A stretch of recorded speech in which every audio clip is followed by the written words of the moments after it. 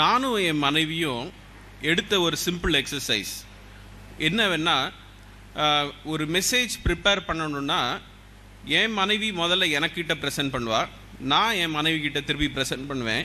Present பண்ண பிறகு இந்த வேத புஸ்தகங்களில் என்னெல்லாம் வசனத்தை நாங்கள் எடுத்தோமோ இருவருமே எடுத்து அதே வசனங்களை வாசித்து அந்த வாசித்த பிறகு டிஸ்கஸ் பண்ணிட்டு தான் அதுக்கப்புறம் மெசேஜ்குள்ளே போகிறதுக்கு ஒரு பழக்கம் உண்டு.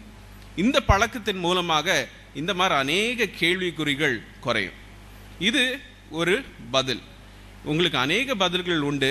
ஆனால் நாங்கள் எங்களுடைய எக்ஸ்பீரியன்ஸில் கண்டுபிடிச்சது, கணவனும் மனைவியும் குற்றம் சொல்லுகிறதுல அநேக காரியங்கள் நடக்குது. ஆனால் குற்றம் சொல்கிறதுல வேத புஸ்தகத்திலேருந்து, ஊழியத்திலிருந்து, இல்லை ஆண்டவருடைய செயல்பாட்டிலிருந்து குறை கூறுறது அது பெரிய தவறான காரியம்.